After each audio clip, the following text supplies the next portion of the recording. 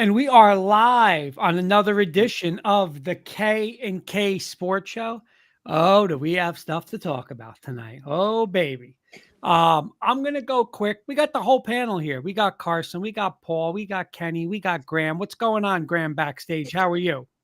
I'm doing great. It's a great time to be a Broncos fan and an Avalanche fan.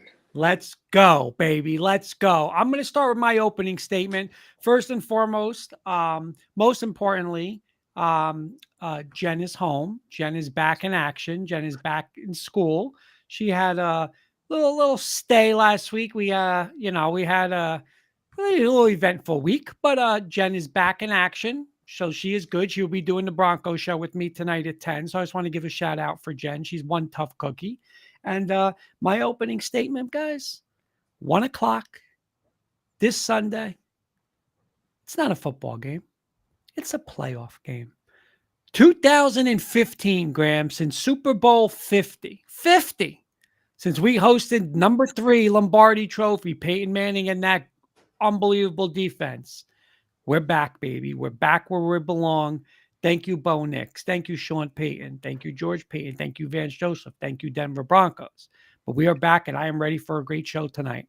Carson Shear, I know you were happy Sunday night. What's going on? What's up, guys? How you doing? Yeah, first and foremost, glad Jenny Hoops is doing well, Kurt. That's always awesome to hear. But yeah, the boys on my hat, number 1 seed, first time in NFL history, took down the Vikings. Probably arguably the greatest division in the history of football. You got the Vikings who played their hearts out, 14-win football team getting the 5 seed. Luckily, the Lions are at the end of the last laugh. And yeah, we're chilling this week. We got the 1 seed. We're going to find out and see who we play next Saturday or Sunday, and ready to rock and roll. What's up, guys? There's our good friend comment from, and you know what? Leads right into the Giant fans. Our good friend Scoop Woodhams. Good evening, y'all, and Happy New Year. I feel obligated to ask Giant fans, how do you feel about retaining both Shane and Dable? I was surprised by this, but I respect opting for continuity. Mr. Rosen, I know you have bigger fish to fry than the Giants tomorrow night, but how are you, sir? I'm doing well. Happy New Year, everybody. Shout out to Jenny Hoops. Glad she's home. Glad she's feeling better. Looking forward to a great show. We haven't been on for a few weeks, but the last thing, and in my mind, also one of the important things, just want to send out prayers and best wishes for what's going on out in California. I mean, apocalyptic, if you've seen the images, and it's just a horrendous situation. So just want to say that, and I think we all should count our blessings each and every day after seeing what's going on out there. Kenny, before I get to you, and then Kenny, you let me know if you want to answer Scoops now or you want to hold off. I know we have some football stuff. That's up to you guys. But Kenny, before I get to your opening comment, it's a very happy birthday to somebody today. One of our dear friends. He's like a family member to us, Kenny. Mr. Jay Cook. Happy birthday to Mr. Jay Cook. So happy birthday to him. Let's hope his Steelers can give him a belated birthday present on Saturday evening. Yes, his Steelers face the Ravens, and we're going to get into that a little later. But yeah, let's do Scoops' question real quick because he asked it at the beginning of the show, and if he's not there later, we'll let Paul go first. But I'm happy though too.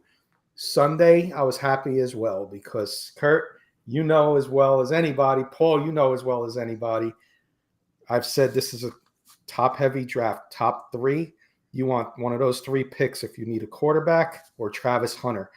After that is a big drop-off, just like our Knicks got screwed few years ago when we got when Zion Williamson and we got R.J. Barrett stuck at 4. So and Carson knows well about the NBA draft as well. So having the 3 pick, I'm calling it the golden ticket. Willy Wonka's golden ticket. We got the golden ticket in this draft. Let's go. But yeah, Paul, go ahead. Why don't you take Scoops' question and then I'll just add a couple of things. Short and sweet. Kurt had asked me on a text, did I like it? I said no. I hated it. I felt that especially Dable did not deserve to come back. Obviously, I heard what Mr. Mara has said, Don't agree with it. I think they need to. I thought they should bring in someone else. But look, at 57-year Giant fan, what am I going to do at this point? Start rooting for other teams that shall remain nameless? So the short answer is no. I'm not happy. I agree with Paul, Kurt, Scoops, and I'll just add, I told Kurt this, I want experienced coaching staff now. Guys who had head coaching experience, whether that's Robert Salah on defense, whether that's recently fired 2 guys the other day, Gerard Mayo and Antonio Pierce, bring one of them over to run the defense, bring Doug Peterson or somebody to run the offense. I want coaches with head coaching experience to put the pressure on Dable, because he hires these guys that have no head coaching experience, and he's stuck there all year. You can't get rid of him. So give me the head coaching experience, waiting in the wings. If Dable gets off to a bad start, he's the first coach gone next year. Kurt, can I just say one more thing on that? Yep. I don't know if you guys have seen opponents for your teams next year. The Giants officially have the toughest schedule. Wow. Based on obviously schedule, strength of schedule. They have the hardest schedule in the league. They play the North, the NFC North, and the AFC West, and it's the hardest schedule in all of football. So Paul and I might be making a couple road trips next year. Well, we're talking about road trips. Kenny talking about this. How about the Broncos? They come to the Jets, they come to Philly, and they come to Washington. So we're right by you. I'm inviting you down next year. Maybe we can all go to the Washington game. Let's check it out. All right, Mr. Kirkpatrick, I'm going to turn it over to you. You guys did the agenda. Yeah, we got a big football-heavy show. 2 major things going on this week. We got NFL wild card, but we're going to get into college football semifinals and some of the talk we had, some of the questions Carson came up with. I'm going to ask you guys a couple questions before we get to some of our breakdown and predictions. And Graham just put up, I got the bracket, the beginning of the bracket. You see Oregon 1, Georgia 2, Boise State 3, Arizona 4, and then all the way down to 12. You see everybody there. Question I got for you that Carson came up with. Did the committee get it right, Kurt? I'll ask you first. Meaning, not one of the top 4 teams are in the semifinals. They all got eliminated. Did they get it right by having Oregon, obviously, Georgia, obviously? Did they get it right by having Boise and Arizona State there? I'm going to say yes for one reason. I think, and I've always said this, you have to make the conference games meaningful or don't have them, right? Like I know, Kenny, you mentioned in the past, like, Texas should have got a bye. I mean, you can't say Texas and Georgia are both in an SEC championship and the loser has a bye. I mean, then what does that game mean, right? Then just sit your guys. I'm going to have a bye. So I think this year's a little different because I think the ACC, right? I think like Clemson, not usually, one of those ACC teams, like if it was a Miami, if it was, like say Florida State last year, I think they're in one of those top 4 teams. So you took the ACC out of it. I don't think next year you're going to have like a Boise and an Arizona State winning their conferences, right? I mean, if you look again, like I don't know, I think it's just a weird year, but I think those 4 teams should have got it, because if you don't make the conference championship games meaningful, why have them? Well said. Paul, your thoughts on it? I'm going to disagree with Kurt. I think those games are meaningful, no question about it. Certainly SMU playing well and barely losing deserve to be in there after they were in the championship game. But my feeling is let them be in, but seed the teams 1 through 12. If you seed them 1 to 12, chances are you're going to have a Georgia. You're going to have certainly Oregon 1 and 2. But the other 10 teams seed according to strength of schedule or other factors. In my mind, certainly the way they played, Boise State, even though Arizona State came back late against Texas, but they were losing big until the 4th quarter. I don't think they deserve to be 3-4, and uh, other teams deserved the bye. My feeling is you see them 1-12 and let them all play with no buys. I like that too. Now, Carson, you're going to be the tiebreaker here. We got one that likes it and one that doesn't. Kurt likes it. Paul doesn't. What would you do? I think I agree and disagree with both of them. I like Kurt's idea where, yeah, the conference championships, you have to make them meaningful. I don't necessarily agree with Boise State getting a bye. Like kind of like what Paul was saying, where you get the 12 teams in, you list them 1-12, and then you can figure out who wants to play what. And you can do that based on strength of schedule, how hard was your conference, the opponents you played. So I think for the most part, yeah, the committee did get it right. Boise State and Oregon, obviously, they laid giant goose eggs in their games. Arizona State, it was looking that way. They came back, made it a game, went into overtime. So I think it's the first year ever doing this. It's going to take some time to adjust, adapt, and change things here and there. I think they definitely need to expand the playoff. 12, in my opinion, was a little bit too much. I think 8 was kind of the magic perfect number. But again, it's going to take some time to tweak. So I liken with both of their points. Yeah, you guys all bring up great points here, and just one of them years. I think like Kurt likes it. One of them years that Boise and Arizona State just happened to be there because they won their conferences. Notre Dame getting a conference already, getting the ACC. You'd be the 2 or the 3 seed. But hats off to them. They're proving me wrong so far. But there's some things I would change. There's some things I would keep, like all your points. Kurt, want to get a couple of the comments in, and then we'll continue with my second question. Yeah, Jody, our good friend Jody Moncrief, Denver Bronco Roundup, big week. Go Notre Dame, go Broncos. And that PA Scratcher guy, going back to the Dable Shane. I just want a coach that can win in the playoffs. I don't care how many winning seasons you have, but if you can't show up and win in the postseason, then you can hit the road 1,000%. 1,000%. What's up, PA? Thanks for hanging out tonight. Good luck to your Steelers. Another Steeler fan. And return the belt, Kurt. Just saying good evening, guys. What's going on? There's Jody. That the 7 seed is lucky. Both Notre Dame and Denver. There you go, Jody. All right, I got a second one for you. I'll start with Paul. Should teams rank 5 through 8? So on this board here, you got Texas, Penn State, Notre Dame, Ohio State. All played first round home game. They advanced to the quarterfinals. And now Oregon, Georgia, Boise State, Arizona State play on neutral site. They don't get a home game.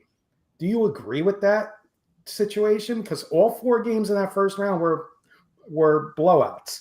Do you agree that 5 through 8 should get a home game, or should this all be neutral sites throughout? No, I agree. I agree. Let them get the home field advantage in those games. They didn't get the bye as the other 4 teams did. It can't be both ways. So my feeling is the 5 through 8, give them the home game, give them that advantage. The first 4 teams got the bye. Certainly, unfortunately, we've seen it happen far too often where that first round, they get the bye, they don't play until the second round, they're rusty or for whatever reason, and then the next thing you know, they get knocked out. I remember the Giants' last Super Bowl run, the Packers obviously were 15-1 that year. They came in, Giants beat them after playing the week before against the Falcons.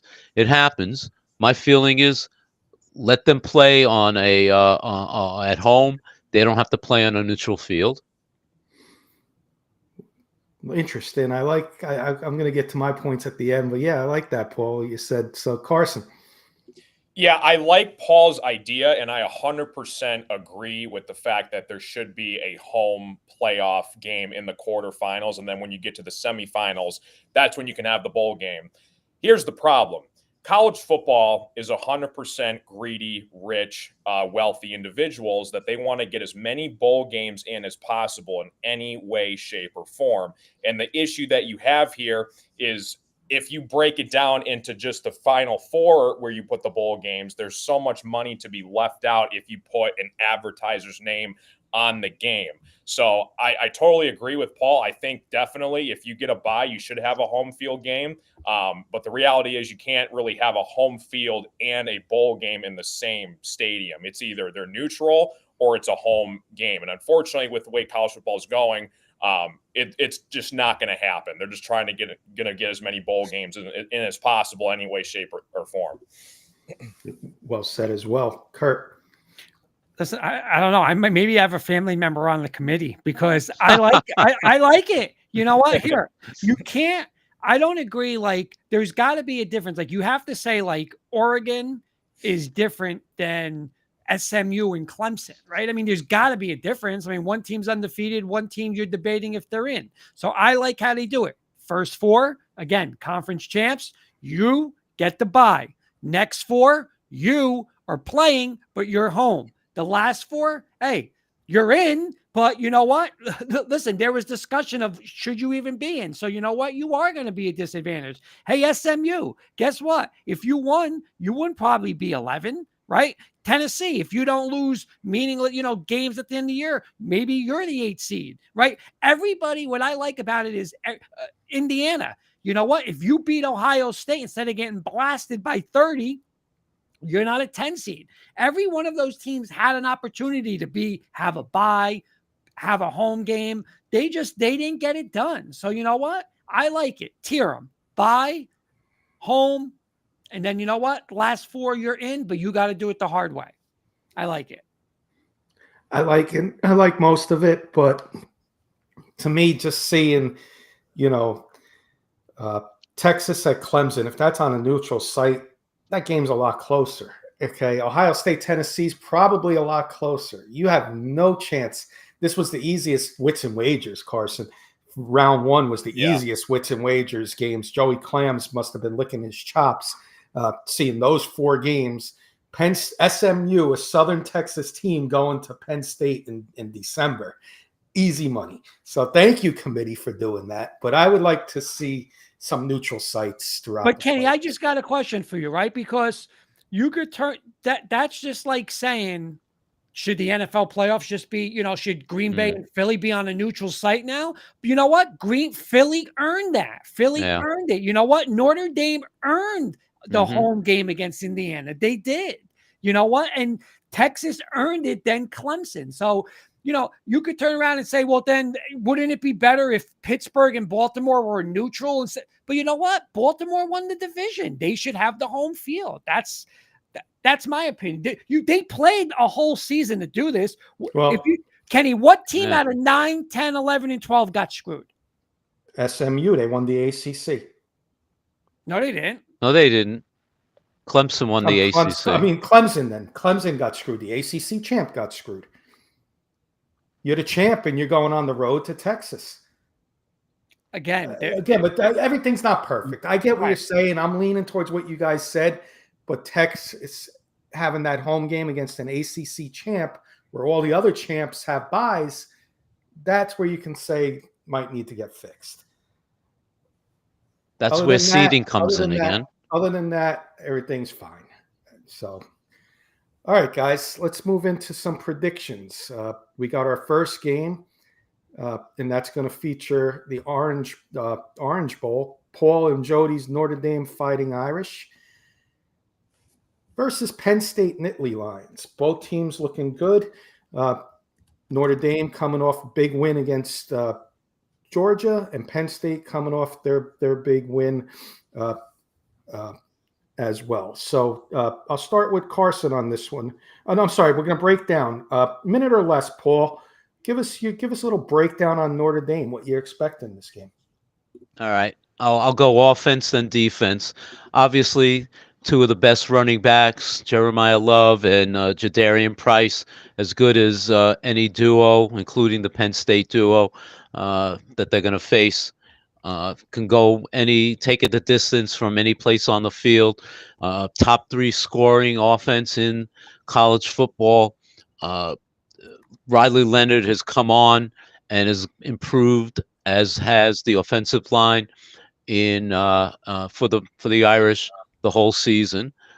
They've won 12 straight, and the offense has been improved week after week. As far as the defense, top 3 defense in college, arguably the best defensive secondary, and that's with losing Benjamin Morrison, maybe the best cornerback in college football before he got hurt, and they didn't miss a beat with him, and he's going to probably be a first-round pick in this coming draft. Allowed the lowest completion percentage in college football, and they tied for the most takeaways in college football with 30 or 31. So all in all, both defense, offense, they're stacked. And in my opinion, they're led by Marcus Freeman, who clearly, in my opinion, is the better coach in this game over James Franklin. Well said, Paul. And we're going to go to the other side now. Penn State, Carson, Big Ten guy. He's going to give us a little thoughts on Penn State in this game. Yeah, not going to lie. Penn State had my doubts, like all of us had, before the college football playoff started. We were trying to pick upsets, and Penn State, they've proven me wrong. They got SMU at home first game of the season. They completely destroyed them, took care of business. And now here they are in the Final Four going against a really good Notre Dame team. If you're James Franklin, this is the closest you're ever going to get to winning a national championship. With this format, the way the season ended, you guys lost a heartbreaker against Oregon in the Big Ten championship game. This is your money game. If you want an extension, you want to be here at Penn State for a while, you got to win this football game. Like Paul said, they got a great running game. Drew Aller. I think his NFL stock's going to come down to the passing game in this game, and who can control the time of possession. So James Franklin, the Big Ten, one of the toughest conferences in football.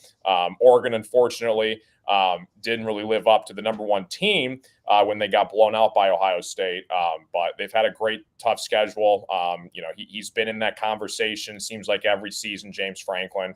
I think the more experienced coach is James Franklin a little bit more. I think the younger on the rise coach is Marcus Freeman, but it should be a really, really close game. Like it. Kurt, let's start with you. Prediction in this game, Kurt. Who's going to come out on top? This is such a tough game because, Notre Dame does exactly what I love to do. They're physical. They run the ball. They play defense. But, Penn State, like Carson said, Penn State, surprised me, right? I mean, and Penn State surprised me in that Big Ten championship game. I think a lot of teams went in there thinking it was going to be Ohio State, Oregon, the rematch, yada, yada. Obviously, Ohio State gets upset and, Penn State, big underdogs, and Penn State went right with Oregon. I know our Oregon, got smacked against Ohio State, but listen, Oregon was the best team in the country all year long. Let's be realistic. They were, right? I think the difference in this game, and Paul, hold your ears, and Jody, hold your ears, is I just think like Penn State, like I think the Penn State's backs are a little better than the Notre Dame's backs, right? I'm not a fan of the Notre Dame quarterback. I'm not. I think Penn State can get it to where, hey, you have to throw it to win. Just like Carson kind of said, Notre Dame's going to do it to Penn State. But, the kid Warren, the Penn State tight end's a stud. I think this is going to be a low scoring game. And I could just see like one of these running backs, this combo from, Penn State breaking it. And then maybe, the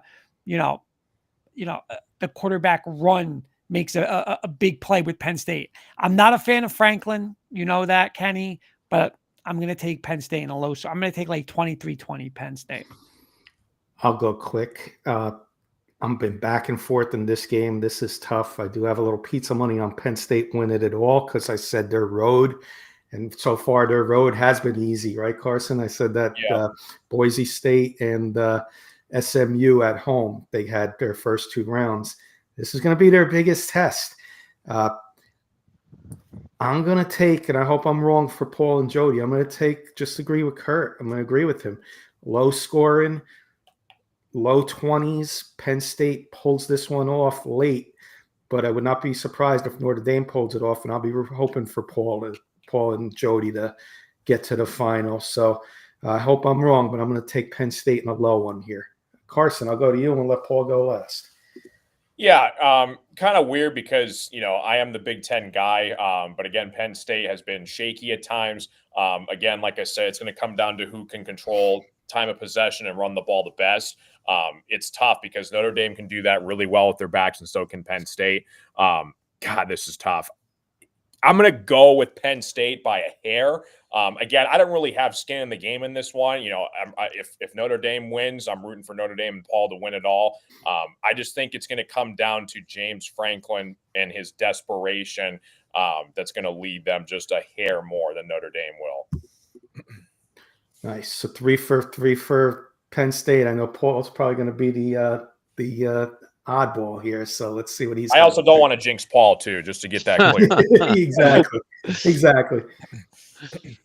All right. Well, let's sweep the board and say, no, are you kidding me? Look at this. Look what I'm wearing here.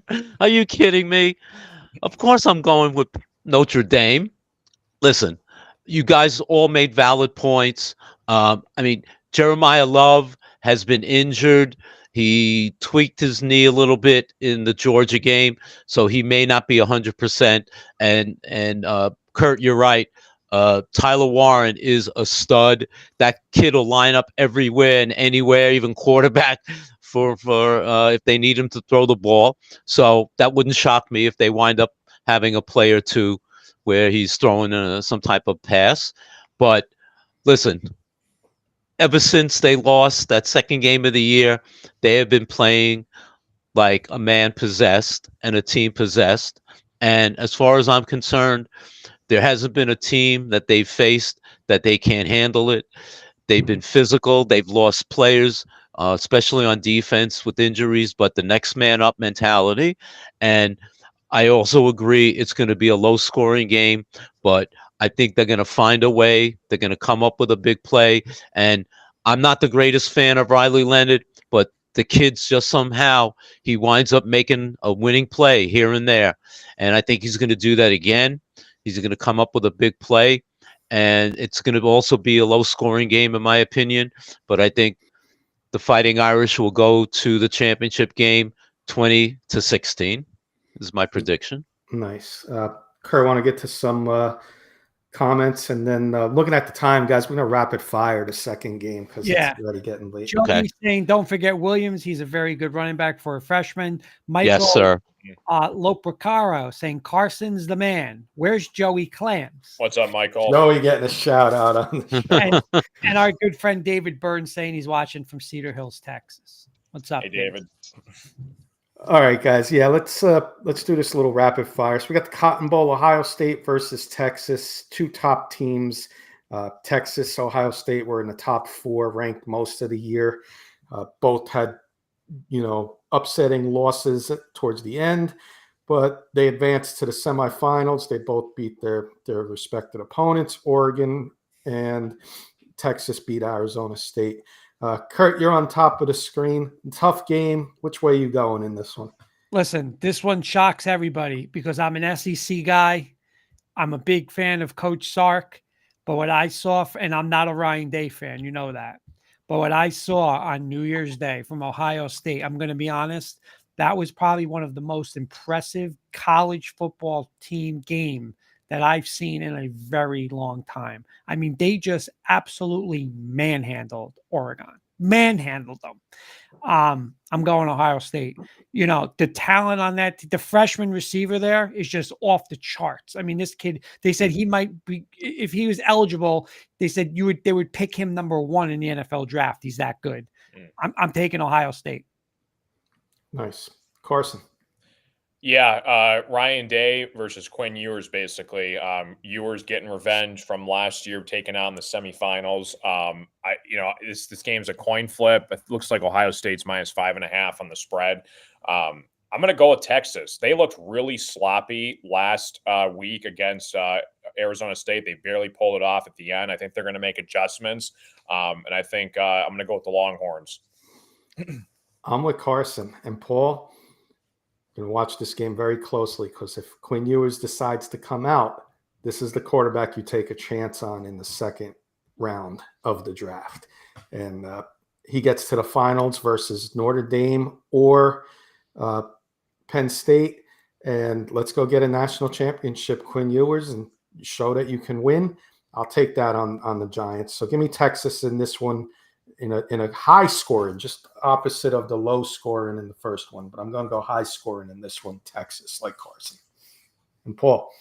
All right, I'm going to split the baby, and I'm going to agree with Kurt. Kurt, I wrote in my notes, I'm going to read this exactly. I said, Jeremiah Smith may be, as a freshman, the best wide receiver coming out of Ohio State.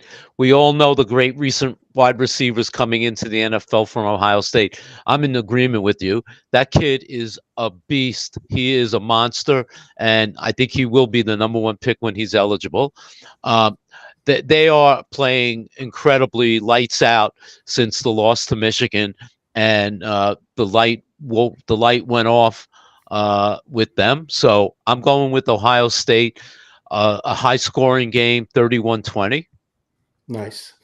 All right, guys, it's college football. I'm going to pass it off to Kurt. He has like his quick hitters every week, but here's his topic for this week. I'll pass it off to him, and we'll get the. All right. Thank you for that, Kenny. And real quick, just a quick, I mean, I want to get, obviously I have a specific question for Carson, but I also want to get Kenny and Paul's response in general. All right. We all know the hottest, assistant commodity is Ben Johnson, right? He's interviewed, I believe he's getting 4 jobs. Pretty much he can interview wherever he wants, right? Probably in the last 2 years, last year in the cycle, he decided to come back. And what he has done with this Lions offense, this prolific Lions offense, it just hands down the past 2 years the best offense in football. There's just no way around it. My question for you, Carson, and then Paul, I'm going to ask Carson specifically to the Lions, but Paul and Kenny, you're going to do it just in a general sense. Mm-hmm. If the Lions do not win a Super Bowl, okay, and these Detroit Lions are built on their offense. I mean, they're tough, they're physical and all that, but this offense is, if they're going to win the Super Bowl, it's going to be their offense winning this Super Bowl this year. Is there a scenario where you look as a Lion or a front office of the Lions and they don't get to the Super Bowl or win the Super Bowl, and you say, are we better off giving the head job to Ben Johnson and keep this offense and get rid of Dan Campbell, because in the long run, we would be better with Ben Johnson as our head coach, Carson? Is there any possible scenario for that?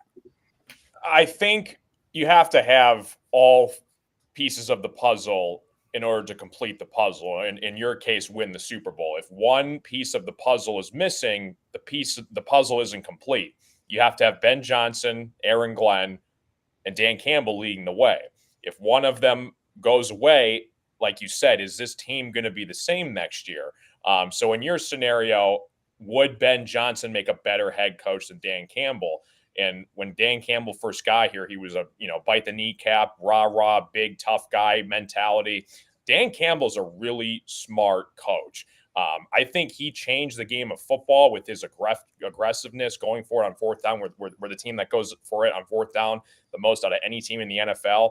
That's Dan Campbell's decision. Ben Johnson can't make that decision. Aaron Glenn can't make that decision. So in my opinion, I think Dan Campbell is more, it's going to sound crazy, I think he's more important because he is the head coach. You cut the head off a snake, you have a dead snake. And I think that's the situation. So yeah, Ben Johnson, Aaron Glenn, they're going to get their offers from elsewhere. And depending on what happens, if we win the Super Bowl, knock on wood, if that would be a miracle, and even if we don't, I think Sheila Hamp, our owner, is going to say, listen, you want to build a dynasty, you want to stay in Detroit, and you want to make this the new Kansas City Chiefs of the NFC, it's going to be hard to turn down. You're in a great situation, a great offensive line, up-and-coming defense, and you want to completely start over and go to a completely different state, new area, new players, new coaching scheme, have to hire all new assistants if you want to take on the head coaching responsibility with way more pressure. In my opinion, it's way harder to succeed as a head coach than an assistant coach. So to answer your question, I think Dan Campbell is more important. And if Ben Johnson was the head coach, the Lions would not be as successful as they are. Kenny, I'm not going to go Lions direct to you. I'm just going to go in general. Is there any way you can ever see a team? Like I said, I'm just going to throw this out there. Rex Ryan becomes a defensive coordinator. And anywhere, let's just throw Rex Ryan goes to Dallas with Mike McCarthy. Not that it's going to happen, but just it happens. Next year, boom, Dallas has the #1 defense. Teams are lining up. I want to interview Rex Ryan for my job. Is that like a scenario where you're like, I really got to think, like, do I lose? This guy's going to be, I'm going to lose him. Do I want him or do I have to stay with who I have, Kenny? The Lions situation, like Carson said, that there's not too many spots there. But if you told me there is one, and I can't think of, I don't know the guy's name off the top of my head, but out there in Tampa Bay, there's a hot offensive coordinator. Liam Cohen. Liam Cohen. Thank you, Paul. Played with Tom Brady. Now, Tom Brady is going to be looking for a head coach. Okay. Tom Brady may be looking to this Liam Cohen. That offense looks pretty damn good down there in Tampa Bay. I choose him over Todd Bowles, who's done absolutely nothing in the playoffs. So in that situation, yes. Long shot situation, and he's going to drive you nuts, Kurt. Cliff Kingsbury. He's got a young quarterback in Jaden Daniels. Daniels says, I can't play with the, Cliff Kingsbury, is the offense I want to run. Do you say goodbye to Dan Quinn and let Kingsbury run the team? Maybe. So what I'm saying is, in your situation, there is a chance you would do something. There's a chance, and a couple teams can do that. Yeah. Paul. But not Detroit. Definitely not Detroit. I'm going to give you a situation. Ironically, it was also a guy named Ben. The Giants did that. Back in 2014, they hired Ben McAdoo as the offensive coordinator. Tom Coughlin, of course, was still the coach. McAdoo was the OC. 2014, 2015, Giants had a pretty successful offense. And then all of a sudden, teams were sniffing around, including the Philadelphia Eagles. Maybe we can interview him. Well, Giants didn't have a great year, and they helped have Tom Coughlin resign as coach, and purposely because they didn't want to lose McAdoo, and they promoted him to head coach. So they specifically, I think, at that point, got rid of Coughlin to make sure and ensure that McAdoo didn't leave, and promoted him to head coach. So, yeah, I mean, it's been done before. It may have been done other situations, but I know specifically, and Kenny may remember this now, that happened with the Giants. Okay. Kenny, can I throw one more quick hitter out real quick, please? Yeah, we got to do a quick hitter, though, because everybody's talking about coaches. Everybody's talking about the Chicago Bears, Caleb Williams, yada, yada, yada, right? Hear me out on this. The Bears, they got, I forgot what's his name, the coach that they just fired. What was his name? Eberflus. Then they're going to bring Thomas Brown. Like, they need stability. They need a coach. You need somebody that's going to work with Caleb Williams. Well, I'm going to say this one more time. The #1 offense in the NFL is still Mike Shanahan. So you know what? Why don't you hire Mike Shanahan, right? Discipline, Super Bowl champion 2-time, the best coach to work with a quarterback. You're going to run that. You're going to find a coach that's going to run that system anyway. Find the real guy. Why not? Pete Carroll's coming back. Bill Belichick is, I know he's dating a 20-year-old, but he's still at 7 years old going into houses recruiting. You're going to tell me Mike Shanahan isn't better than bringing these first-time assistants to the Bears? The Bears are a mess. Bring in a guy. You talk about stability. Bring him in for 2 years. Let him hire an assistant. And then you know what? Let him pick, then take one of the guys under his tree. My opinion, I don't know. Carson, am I crazy? Would you do something like that? No, you're not crazy at all. And that's why UNC, like you said, gave Bill Belichick a chance. If he's proven as a proven track record in the past, I don't care how old he is. If you have to freaking wheel him out in a wheelchair, if he can coach a football game, you do it. Kenny. No, you're not crazy. I mean, look at some of the names that are Bill Belichick and UNC, but Pete Carroll's name's getting mentioned all over the place. 73 years old, so you're not crazy. Paul. I would agree with what you said. Yes. All right, Kenny. Those were my two questions. Those were my 2 points for the night. Nice, Kurt. Good job. I'll let you get caught up on some comments, Kurt, and I'll get to our next topic, which is Carson. All right. There's our good friend, Trevor Salzman, Denver Bronco Roundup. Hey, guys. Great to see you. Jody's saying it's one reason I like my head coach calling plays. It's one less coach you're going to lose if your team has success. Very good point. Very good point. And then he's saying, in my opinion, Bill only took that job to get his son a head coaching job. No, Jody, I disagree. He took the job to go to all the frat parties.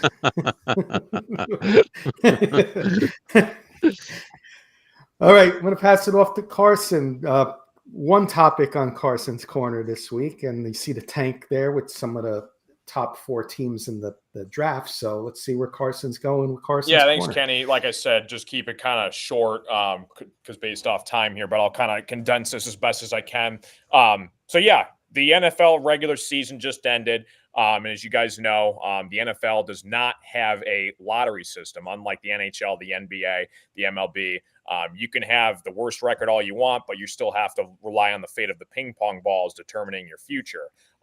So the NFL, there was a couple scenarios where teams could have gotten the number 1 pick, and the Tennessee Titans were awarded the number 1 pick for obviously having the worst record in the National Football League, and the Patriots would have gotten the number 1 pick, but they decided to win last week. So they lost that chance. And ironically speaking, their head coach Mayo got fired just shortly after that, which is kind of ironic because you're almost disciplined for winning a football game. It just doesn't really make any sense. So I just want to really quickly ask your guys' thoughts and opinions. Do you believe in this philosophy? If you're a head coach, if you're on an NFL roster, whether as a player or a coach, are you thinking about in the back of your head, it's maybe not a good idea to win this football game so we can think about our future? Or are you old school saying, I don't care what my record is. There's 32 teams in this league. We have the same mentality every single week, regardless of my win-loss record. I'm still going to put my life on the line and ball out for my teammates. And, we're going to do the best we can every single week to win at all costs.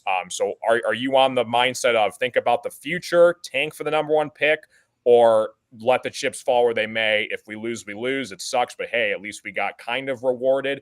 Or are you saying, you know what, I'm a football player, I'm a winner, I'm going to go win at all costs, no matter the situation? We'll go to Kenny first. Out of the 4 teams I put on there, the Titans, the Giants, the Browns, and the Patriots, I feel the Giants were the only one out of the 4 that didn't try and tank. Patriots 100% tried to tank by not playing Drake May and playing Joe Milton in the game, and that backfired tremendously because on the other side of it, Carson, teams like the Chiefs, teams like the Bills, teams like the Eagles, they're tanking as well by sitting everybody. So it goes both ways. But the Patriots definitely tried to lose that game, in my opinion, and the Bills tried a little harder because it backfired. The Patriots backups tried to win the game, and they did. Joe Milton made a name out of him for himself, and it backfired. So now they have the 4 pick, and that's draft hell. So, but they do need a draft lottery, maybe the bottom 5 teams. Not I wouldn't say 10 to 15 teams, but maybe the bottom 5, bottom 6 teams draft lottery, and you go from there. You're going to have either pick 1 or pick 6 if you tank. So I wouldn't try tanking too hard if that's the case. But these 3 teams, they tried. Mason Rudolph over Will Levis, as bad as Will Levis has been. Brown's a different quarterback every week, an 18-point underdog week 17. And, of course, Joe Milton. The Giants tried. Drew Lock, they beat the Colts, and they went into Philly. They just Philly was a little better than them. Thank goodness. Yeah, it's fun really quickly. And like you said, Kenny, it kind of goes both ways with your scenarios where teams were intentionally, without a question, shadow of a doubt, Curtin damn well knows this. The Chiefs had their practice squad out there. And the reason why they did that is because they did not want to face Joe Burrow and the Bengals in the playoffs if they got in the playoffs. So it goes both ways. But yeah, Paul, what's your thoughts on this? I disagree. There is not a professional athlete, professional football player, professional coach in the NFL that's looking to tank. I'm sorry. They're going out there and they're playing as hard. If you have a third string quarterback like Joe Milton III, who's going to go out there, he's going to play as hard as he can to prove that he can play in the NFL. Every single player, in my opinion, is going out there and busting their ass to prove if it's not with the Patriots, it'll be with another team. So, in my opinion, there's no tanking. As a fan, did I want the Giants to tank? Absolutely. Kenny and I discuss this literally every week in this horrible, terrible season. Excuse me. But from a professional standpoint, absolutely not. They're playing as hard as they can. The backups for Philadelphia beat the Giants. Tanner McKee, a third string quarterback, killed the Giants. There was no let up with him. So I don't think they were tanking. Fair enough. Could I just say one quick thing? Paul, I don't want to make sure you understand what I'm saying. The players aren't tanking, but when you got Joe Milton starting over Drake May, that makes me think the organization wanted to lose that game against the Bills. I don't agree with that. Kurt, what's your thoughts? I'm with Paul. I mean, look at Drew Lock. Like Kenny's saying, what does Drew Lock owe to the New York Giants? I mean, listen, if you tank and they pick a quarterback, he's probably not there, right? So listen, screw you. Drew Lock has to worry about Drew Lock. I mean, just like Paul's saying, I mean, if it's not with the Giants, he needs 31 other teams to make a roster. I mean, if he goes out there and plays terrible, forget it. But you know what? There's a team now because of that game against the Colts that's going to go and say, you know what? Let's take a shot on Drew Lock as a backup.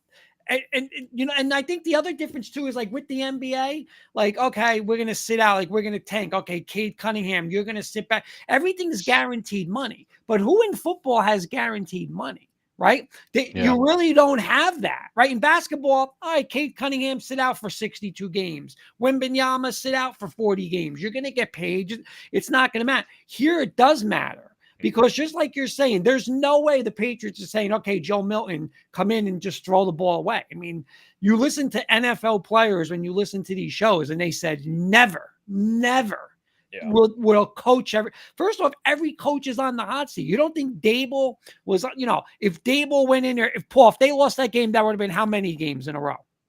That would have been 11, 12 games in a row. Right. You think 12 games in a row and they're bringing them back? I mean, I'm not going to say one game should matter, but John Mara even said, he came out and said, if I thought there was any word of tanking, everybody would have been fired. So I'm going to say I don't believe there's tanking now.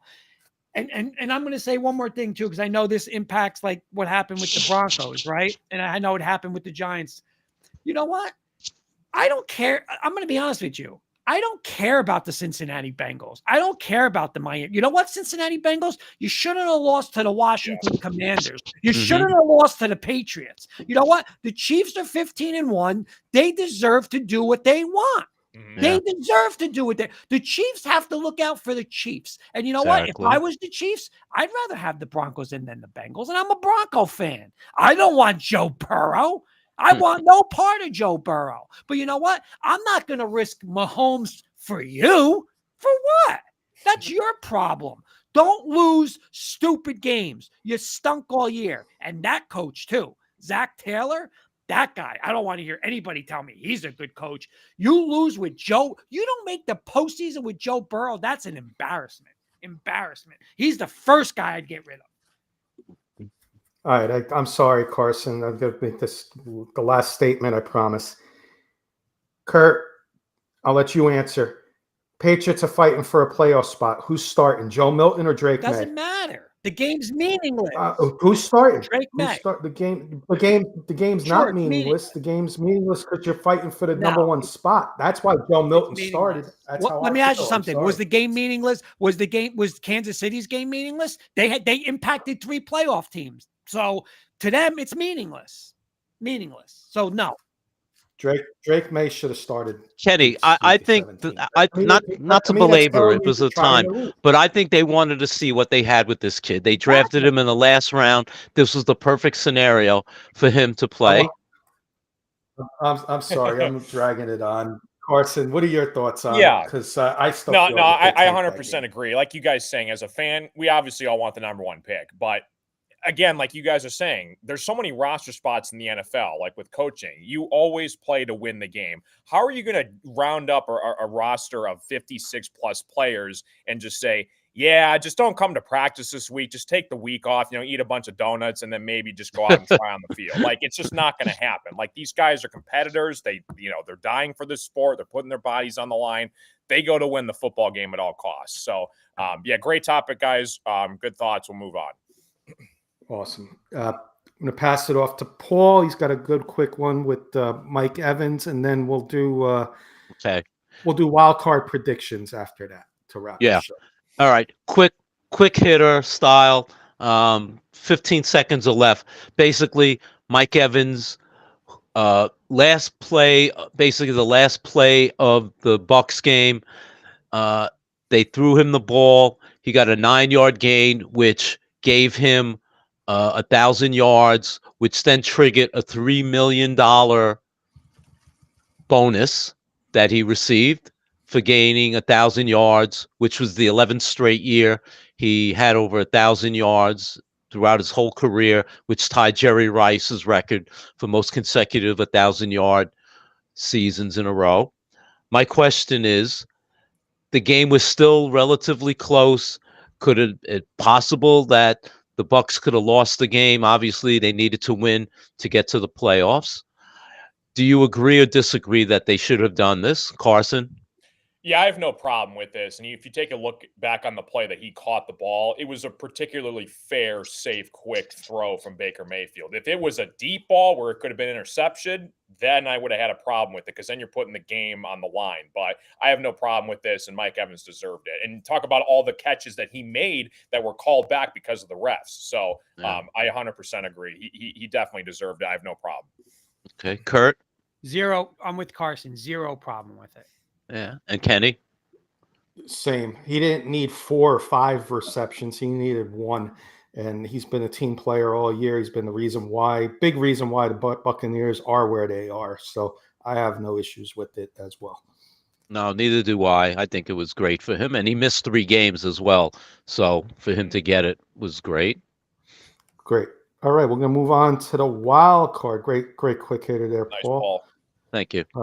NFL wild card. Back to you, Paul. We got the games in order. We got about 5 to 7 minutes to break down some of these games. So some of these, let's do quick. And Broncos Bills. We'll take a couple minutes on that for Kurt and Graham, and maybe a couple of the other games as well. So all right. So I broke it down. I sent you guys. So Carson, why don't you do the Chargers, Texans? Sure. Yeah, 2 of these teams, very interesting. It's kind of a weird matchup because the Texans won their division. They got the home playoff game, but the Chargers are actually favored in this. Texans dealing with a ton of injuries. Basically it's Stroud, Collins, and Mixon leading the way. And then the Chargers, by surprise, Harbaugh, I think definitely deserves to be in the running for Coach of the Year in his first season. So really quick, are we doing like score predictions here too? Or yeah, you could do a score prediction. Okay. I'm gonna say the Chargers. I think they're the more well-rounded, complete, healthier team right now that are gonna win this game, like 25-17. Are we all gonna do a prediction? We'll just do prediction. One person. So Carson broke it down. We'll do our prediction. Okay. Kurt. You know what? I'm going to go the other way. I'm a big Harbaugh fan. I love how they play, but something about still playing on the road in the playoffs. I'm going to go the other way. I'm going to take mini upset. I'm going to take Houston at home. Kenny. Graham's got the Texans, and I'm with Carson. I'm going Chargers. This is a dangerous team. This could be the wild card team to go far into the playoffs here. I'm going to take the Chargers. I think they're built for the playoffs. Their defense is going to be the difference. I'm going to go with the Chargers too. I mean, can Harbaugh set himself up for back-to-back natties and then a Super Bowl championship? We'll see, but I think this could be the first step. All right, Saturday night, Kenny, in your neck of the woods, Steelers come down to Baltimore to visit the Ravens. Ravens 9.5-point favorites. Any way that they Steelers win, Kenny? Hey, there is a way, and you know what? And the way is, you win the ground game and let Russell Wilson make a few plays a game. TJ Watt, do your thing on defense. This game's going to be a lot closer than you think because the guy that Kurt loves to roast, Mr. Todd Monken, he's going to panic a little bit, and Lamar Jackson's going to panic a little bit. I do think the Ravens get it at the end. I think Derrick Henry will be the difference, maybe a couple plays to Mark Andrews. But I see this being like a very scary game for the Ravens, like a 23-20 win, nowhere near the 9.5. Nice.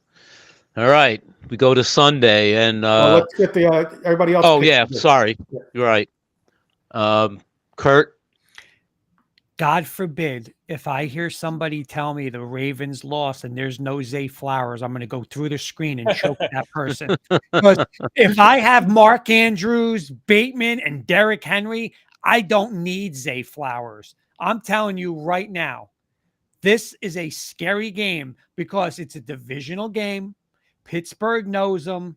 And I have zero. Listen to me. I'm going to take Baltimore, but I'm telling, like you said, Todd Monken, I am telling Todd Monken in the public, you will be removed immediately if you do not run this ball 40 to 50 times on this game.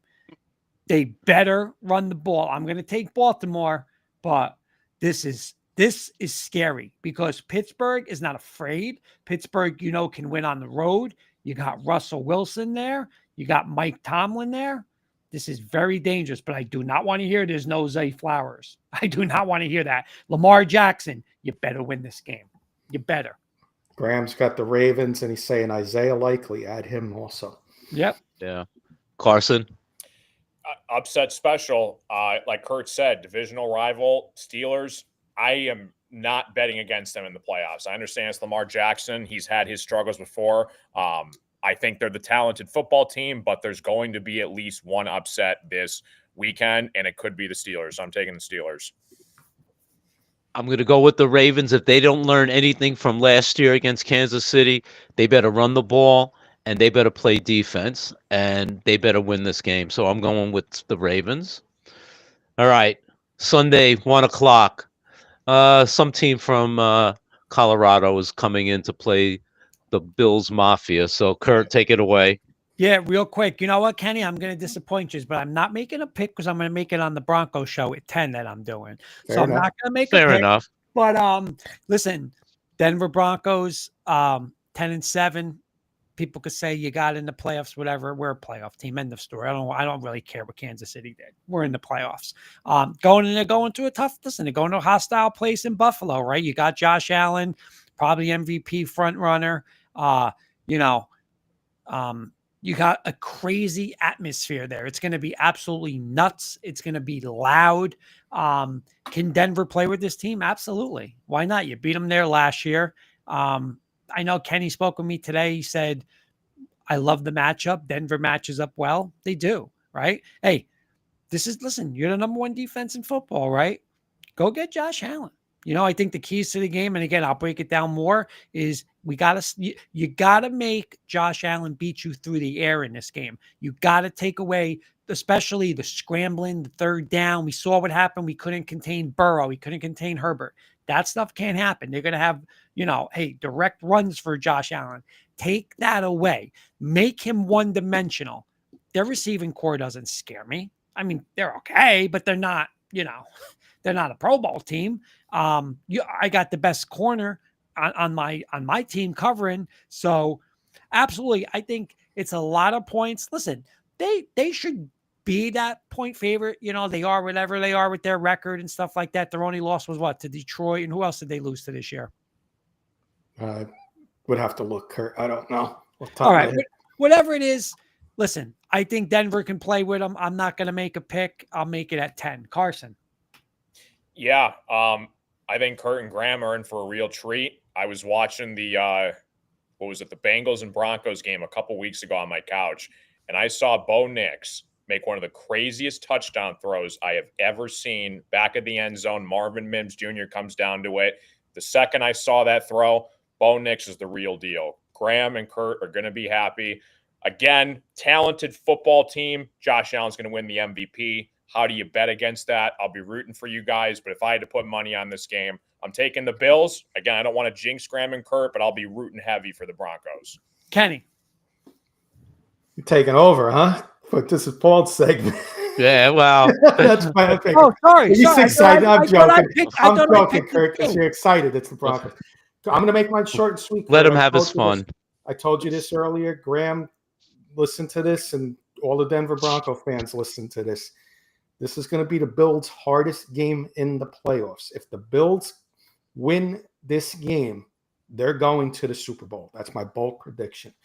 Cold weather, going to Buffalo. This team matches up excellent against Buffalo. I would not be surprised if they pull out the outright upset.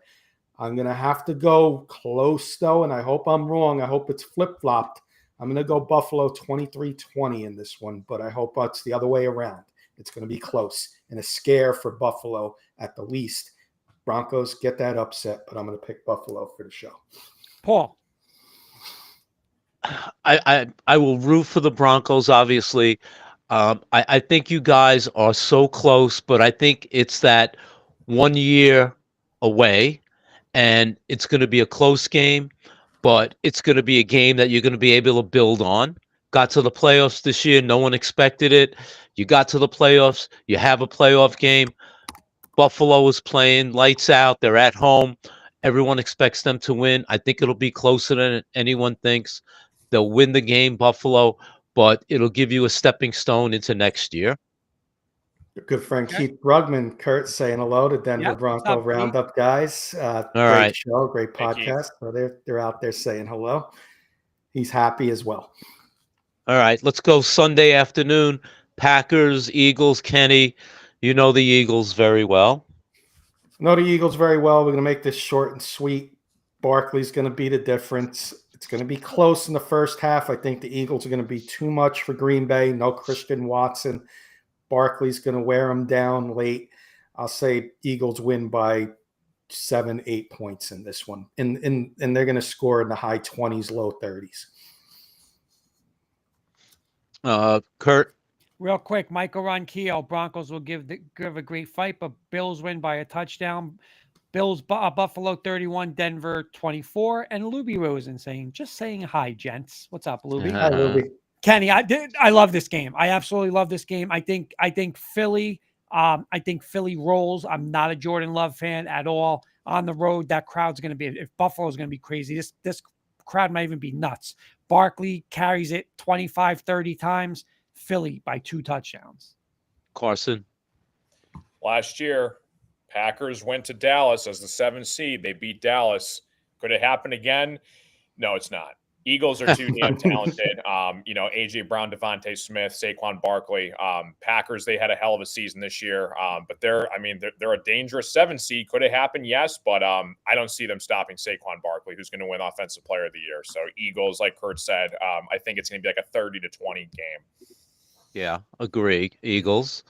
Kurt, Commanders, Bucks.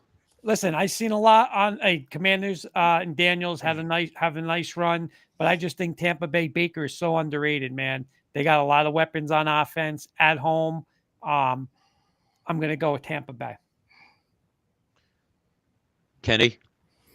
I got to echo Kurt's words to every single word he said. I could see Jaden Daniels struggling a little bit in this one. Baker's got the experience.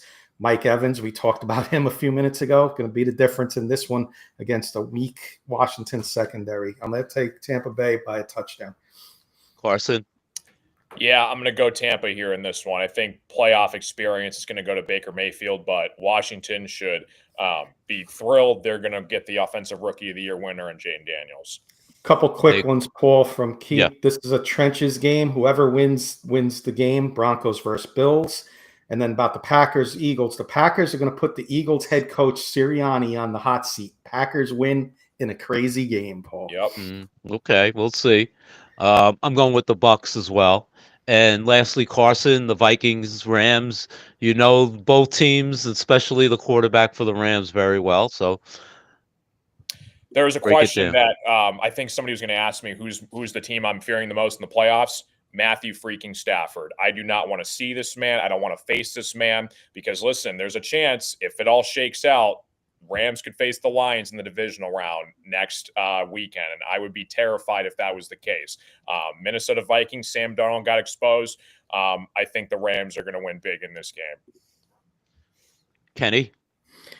Keith with his Washington. Keith's picking Washington. Washington moves on. If the Broncos can beat the Bucks, Washington can too. And he's saying Skol. I'm going to go. I'm going Rams in this one. Carson nailed it. Sam Darnold got exposed, and Puka Nacua, and you're going to see Cooper Kupp get involved a lot in this one. He's been silent the last couple of weeks in the season, so Cooper Kupp's going to be the difference in this one. Give me the Rams at home. Kurt? Knock, knock. Paul, play along with me. Knock, knock. Who's there? Hi, ownership. This is Sam Darnold. The market says I should make 60. Get the hell out of here. Did you see he had an interview set Sunday night in Detroit. Did you see that disaster? Yeah. You're a $20 million quarterback. Stafford versus Darnold? Listen to me. I'm taking money Sunday night. Monday night. That's going on the Rams. That's easy. Sam Darnold, $60 million? Get the hell. I wouldn't give him $60 million over 7 years. Get out of here. He stinks. Get out of here. Get out. Rams. I agree with you guys. I like the Rams at home against the Vikings. The Viking skull is coming to a very quick stop in LA. Get JJ McCarthy out of that bullpen for next year. Let's go. Awesome job, guys. The hour flew. We went a couple minutes over. We're going to get some closing thoughts in, and when Paul's up, he's got a little something special in his closing thoughts, Kurt. So, all right, my closing thoughts easy. 1 p.m. Sunday, we're back. Playoffs the way it should be. Bronco football, Bronco country. Let's go Broncos. Carson. Yeah, I'm going to be chilling this weekend. Looking at all the other teams, I got to be sweating it out and basically find out who the Lions play next weekend. But yeah, good luck to your Broncos, rooting for you guys and any other team, Scoops, your Eagles. Should be a fun weekend in the NFL. Paul. Let Kenny go, and then I'll go last. Kenny. Yeah, no, good luck to Graham, Denver Bronco Roundup fellas, Denver Bronco Nation. Kurt, you'll be on 10 p.m. Let's talk Broncos going to be heated Don't up. disrespect it with Bronco. It's Bronco country. Bronco country.